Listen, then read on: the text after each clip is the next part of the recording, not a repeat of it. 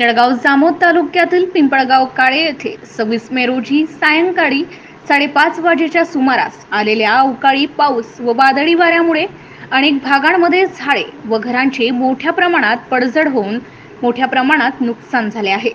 यामध्ये गावातील मुख्य रस्त्यावर निंबाचे झाड कोसळल्याने वाहतूक विस्कळीत झाली होती। गाव परिसरात विविध ठिकाणी विद्युत पोल पडले असून यामुळे गावातील विद्युत पुरवठा अनेक तास बंदच होता।